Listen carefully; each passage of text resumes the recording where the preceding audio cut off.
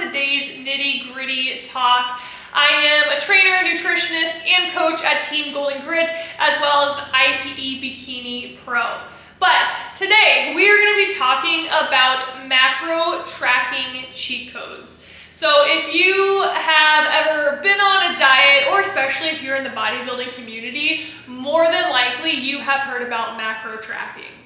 Macro tracking is great, it gives you a lot of flexibility in your diet, but there is a lot of common issues or common problems that people come across. So today we're going to be talking about the cheat codes to go around that, so that way you can track with ease. But first we are going to talk about how to track macros. This is the first thing you need to know how to do. If you don't know how to track macros, you're not going to be able to do this dieting method. So if you already know how to track macros, feel free to just fast forward ahead so you can get to the cheat codes. But if you need to know how to track it, make sure you stay here and I will show you how to.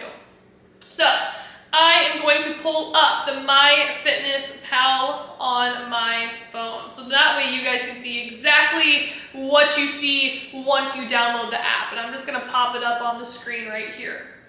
So I'm going to first show you guys how to add your custom macros. So your custom macros can either be prescribed to you by your coach, or the app will give you a rough estimate of the macros you need, but it's not going to be the best. It's best to get advice from a professional.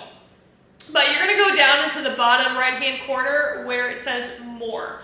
You're going to click on that. Then we're going to click on Goals, and then you're going to click on Calories, Carbs, Protein, and Fat Goals. From there, it's going to pull up a page like this. It's going to have an area where you can type in your calories, and then you can select your ratios for your carbs, proteins, and fats. So I already just have a random amount set in the app, so we're just going to go along with that. So I'm going to click back, and I'm going to go back to that diary page. So your diary page up top is going to have your daily amount of calories, and then you can see where it like sections it into your different meals. So you have your breakfast, your lunch, your dinner, and then your snacks. Let's add some to our diary. So we're first going to start by just clicking Add Food, and then we're just going to go to that search bar up top. So let's log what I had for breakfast today. So I had an English muffin, and I had a cinnamon raisin one. So down below, it shows history. So if you log the same foods over and over, that's going to be like a little shortcut.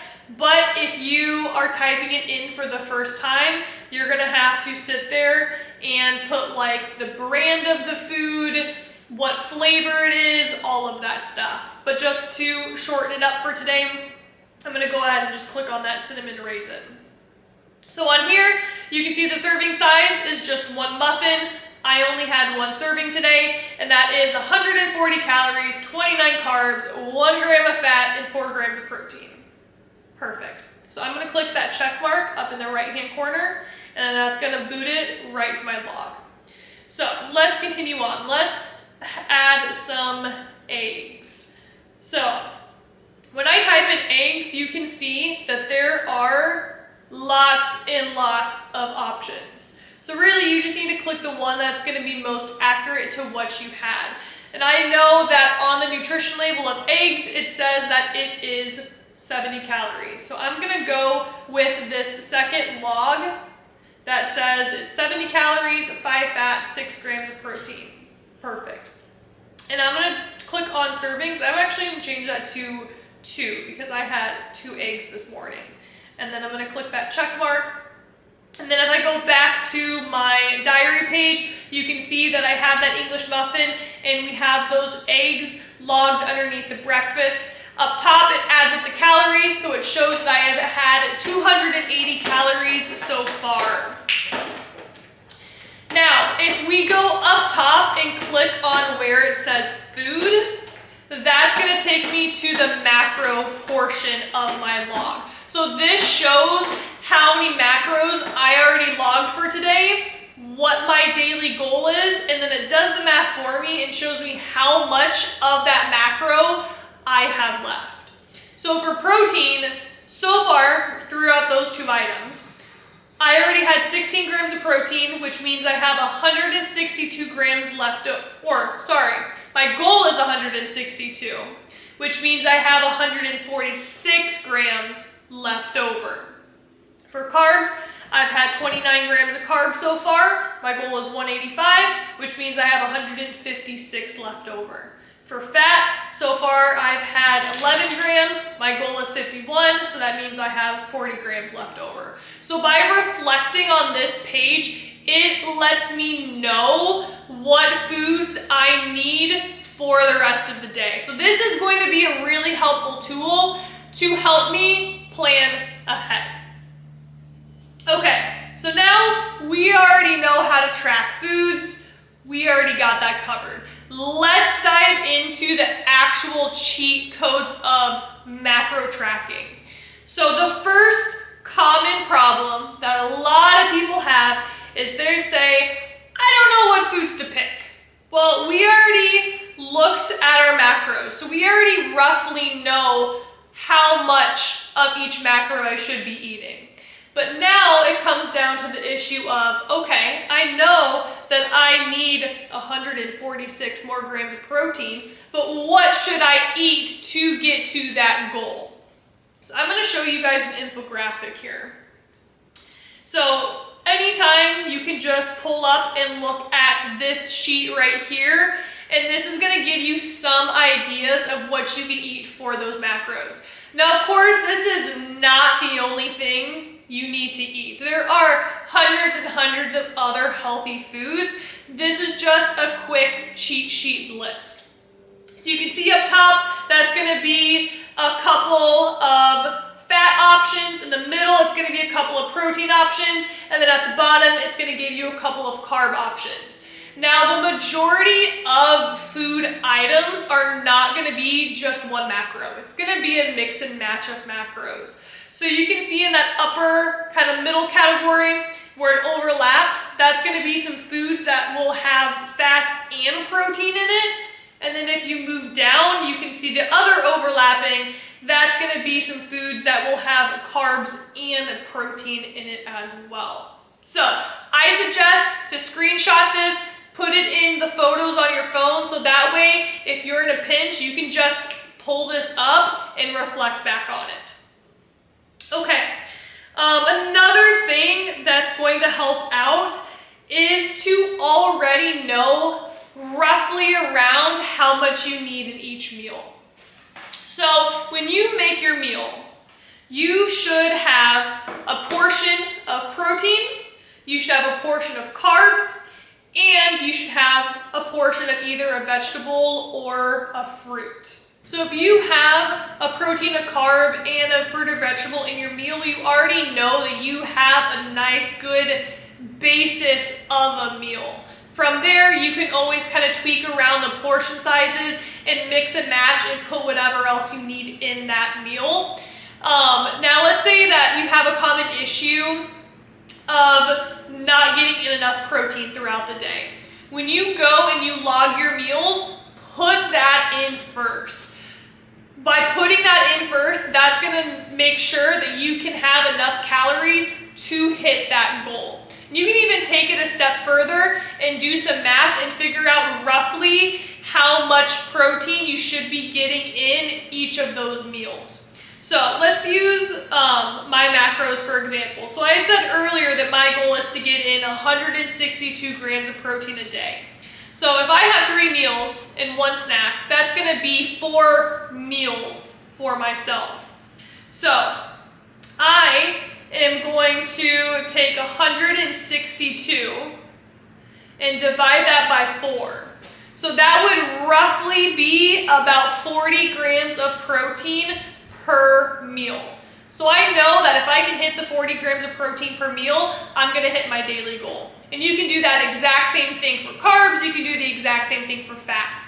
Do you have to sit there and evenly split up your macros in every single meal? No. As long as you get it in all at the end of the day, that's all that really matters. But if you're struggling to get in that macro, sometimes giving yourself a rough guideline like that helps out.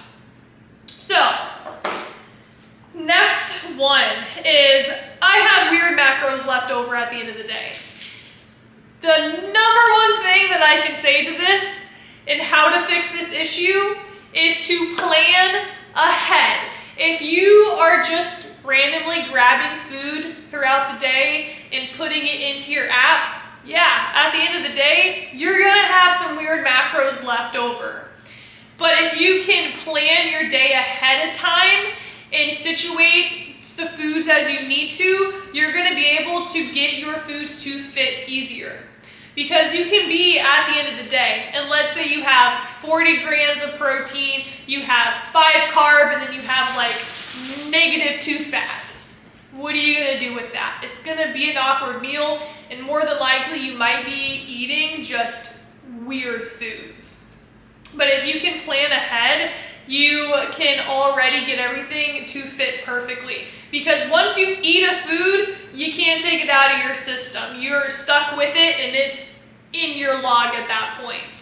Now, MyFitnessPal is super nice because you can plan days, if not weeks ahead of time. So if you just take a little time out of your weekend and plan out all of your meals for the week, that's gonna save you really a lot of time because you're not gonna have to do it throughout the week.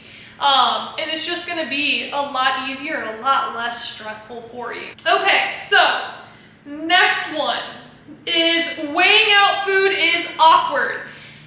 Now, when you weigh out food, we wanna make sure that you are weighing it out correctly. So that way you know what to log in your app. The majority of foods are going to be weighed out and logged once they are already cooked, but there will be some exceptions like oatmeal. And that's just because you're adding water to your oatmeal and everyone's gonna add a different amount of water. So then that way, when you go into MyFitnessPal and you type in oatmeal, just make sure you select a log that says oatmeal dry. So that way, you know it's correct. But there are items that are just naturally awkward to actually weigh out, such as like peanut butter. So I'm gonna show you guys a negative method that will help out with this. Okay, so we're gonna use peanut butter as an example because this is like the most common one to use with a negative method. Which, by the way, if you have not tried Be Happy peanut butter, you will be happy when you try it. But anyway, what we're gonna do, we're gonna start by placing the whole container on the scale, and then we're going to set the scale to 0. So now I can take and just scoop whatever I need out of the container. The scale will end up reading a negative number, but we just know that if it reads -5, that means I have 5 grams on this fork. If I scoop out 20, that means I have 20 grams on this fork. So that way I can just stir it in whatever I'm gonna be eating, or I can just eat it straight off the fork. I'm not having to have that extra product wasted, transferring it back and forth. But simple as that, that's the negative method. Okay, and then very last one is I have no calories left over, but I'm missing macros. This makes no sense. It shows that I have 0 calories left, but I'll go and I'll reflect back on my macros and it says I still have macros left over for the day. Which is it? Now, when this situation happens, it's because you have used incorrect logs in your diary. Now, I obviously didn't make MyFitnessPal. If I did, I would have made some type of way that this was impossible to log incorrectly. And what I mean by that, so when you pull up a log of food, you have the amount of calories and then you have your amount of macros. Your amount of macros should mathematically add up to that amount of calories, because we know that every gram of protein is 4 calories. We know that every gram of carbs is 4 calories. And we know for every gram of fat, it is 9 calories. So, you should be able to add up those macros and it should total that calorie range on that diary. Let me show you an example of that real quick. So, I'm going to pull up MyFitnessPal again. And let's go and let's look back on an item I already logged. So let's look at that cinnamon raisin muffin. English muffin. So we can see that it's 140 calories, it's 29 carbs, 1 gram of fat, 4 grams of protein. So just like I said earlier, we know that the 29 carbs, for each gram of that is 4 calories, and we know for every gram of protein is 4 calories as well. So I'm just going to add the carbs and protein together, which is going to equal 33 grams. So I'm going to go back to my calculator. We're going to take 33 times 4, which is 132 calories. And then if we go back, we can see that there is also 1 gram of fat, so that's just going to be an additional 9 calories I'm adding to it. So that equals 141 calories. So technically, this log is 1 calorie off. So at the end of the day, when I reflect back on my macros, my calories are going to be slightly off. Now, if it's just a couple calorie difference like this, it's not that big of a deal. But if you get towards the end of the day and it's like 100, 200 plus calorie difference, that's gonna make an issue, especially if you're doing that for multiple days. That's a big big slip up right there. So we wanna make sure that we're using logs that are accurate. So how to use logs that are accurate? You can select logs that have the green check mark. More than likely, those have been verified. I use verified in quotations because even this one is slightly off, which again, it's pretty rare that all of them are going to be exactly perfect. But it's just going to be more likely a lot more accurate. And you can even double check on the nutrition label to make sure that what it actually says on the package lines up with what it says in the app. All in all, that is going to be your common cheat codes for macro tracking. Use those tips and it's going to help make tracking a lot easier. But that is going to be everything for today. Thank you guys for watching. I really appreciate it. If you enjoyed this video, give me a like, subscribe so you can see more videos like this in the future.